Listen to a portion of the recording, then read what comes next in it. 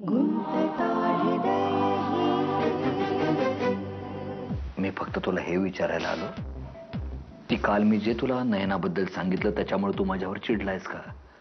चिडला असशील तर मला माफ कर.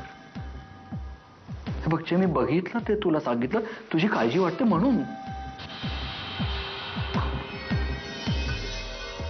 माझ्यामुळं तुझ्यात आणि नयनामध्ये भांडण तर झालं नाही ना रे? तुला जरी त्यातच आनंद वाटत असला तरी तुझी इच्छा पूर्ण नाही झालेली. अरे असं का बोलतोस विक्रम? काल नयना अविनाशकडे गेली होती आणि तिने मला हे सांगितलं, न विचारता सांगितलं. अविनाश तिला फोन करून सारखा त्रास देत होता, त्याला समज द्यायला गेली होती ती. एकटी? तुला न सांगता? कुत्र्यापेक्षा गया गुजरा असेल मी, पण गाढवापेक्षा नक्कीच हुशार आहे. एवढं अंडर एस्टिमेट नको करू मला. नैना, आता आपण नको भेटूया. तुला खोटं बोलावं लागतं, फसवणूक करावी लागते घरच्यांची. मला ते गिल्ट नकोय. असं काहीही नाहीये अविनाश. मी तुला खूप चांगलं ओळखतो. माहिती आहे मला की तुला खोटं बोलणं नाही आवडत. ही गोष्ट खरी आहे अविनाश, पण त्याचबरोबर हेही खरं आहे की चांगल्या कामासाठी खोटं बोलणं हे पाप नसतं. अविनाश, मी परवा तुझ्या घरी येणार आहे आणि तू स्वतःच्या हाताने दारू काढणार, कळलं? आता तर जगायलाच लागणार परवापर्यंत. आयुष्यात पहिल्यांदा काहीतरी हक्कानं मागितलंयस ग तू, ते तर द्यायलाच लागणार तुला. ठेव आता फोन, दम लागतो ना तुला?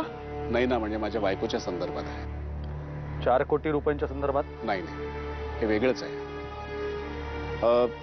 तिला एक माणूस फोन करतो, अविनाश नाव आहे त्या इसमचं. खरं तर तिच्या ओळखीच आहे, म्हणजे कॉलेजपासूनच आहे. मिस्टर वनारसे, म्हणजे रुटीन मॅटर. नवऱ्याचा बायकोवर संशय, बायकोचा नवऱ्यावर संशय, बरोबर ना?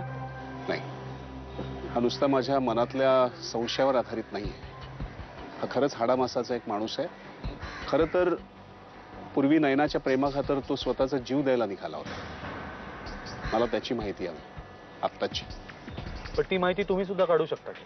तुम्हाला डिटेक्टिव्हची काय गरज? पोलीसमध्ये कंप्लेंट करा. तुम्हाला व्यक्ती माहिती आहे, कार्यकारण भाव माहिती आहे. नाही, ते तितक्या वरवरचं नाहीये. कदाचित ती कदाचित काय नाही, म्हणजे आपण जी गाठ शोधून गुंता सोडवण्याचा प्रयत्न करतोय त्यात हा जो कोण अविनाश आहे त्याचा सुद्धा एखादा धागा असेल असं वाटतंय तुम्हाला? शक्यता आहे. पण मग तो तुम्हाला का नाही फोन करत आहे? कारण पूर्वी तुम्हाला फोन यायचे, चिठ्ठ्या यायच्या ना. त्यासाठीच तर अविनाशची माहिती काढणं आवश्यक आहे. हॅलो अनन्या मावशी. हे देवी, व्हॉट्सअप? तुला माहितीये ना आज डॅडाचा बर्थडे आहे? ओ, आज आहे का? आज म्हणजे उद्या गो. मी सांगितलं होतं ना तुला कालच. ब्रिलियंट.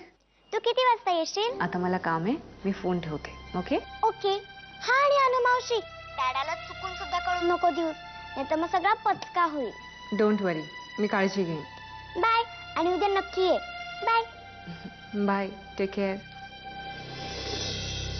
अगं, तू माझी लाडकी लेकच आहेस आणि तुझा नवरा हा माझा लाडका जावई. शिवाय तो कर्तबगार आहे, बुद्धिमान आहे, रुबाबदार आहे. बस बस बस बस बस, एवढं कौतुक करू नकोस, नाही तर दृष्ट लागेल. आणि काय ग मावशी, आत्ता एवढं कौतुक करतेस, पण मग सारखा संशय का घेत असतेस त्याच्यावर? कारण तो तसाच वागतो. हे बघ नाही ना, कौतुक आंधळ नसावं. ज्या बाबतीत कौतुक करायचं ना ते सढळ हाताने करावं, पण जिथे चिमटा काढायचा ना तिथे तो करकचून काढावा, अशी माझी धारणा आहे आणि मी तशीच वागते. अगं, या पुरुषांना असंच चपाट ठेवायला लागतं, तरच ते धड वागतात, कह्यात राहतात. ह्यांना असं जरासं सैल सोडलं ना तर ते उधळतात, कळलं? आज विक्रमचा वाढदिवस आहे ना, आज तरी त्याला माफ कर. आज केलं त्याला माफ, पण उद्या नाही सोडणार. It was a wonderful evening. Yes, it was. तुला फूड प्रिपरेशन आवडलं? खूपच छान होतं. खरंच तू सगळं अरेंज मस्तच केलं होतं. थँक्स. Specially the table. त्याला इतकी छान प्रिव्हसी होती की आणखीन मजा आली. Isn't it? हो पण तुझं गिफ्ट अजूनही बाकी आहे हम्म. And that will be icing on the cake. Okay. मध्ये ना पण अजून 12 वाजायचे शिट. काय आलं? माझं सेल मी टेबलवर विसरले. ओ आणते. मी येऊ का? It's okay I manage.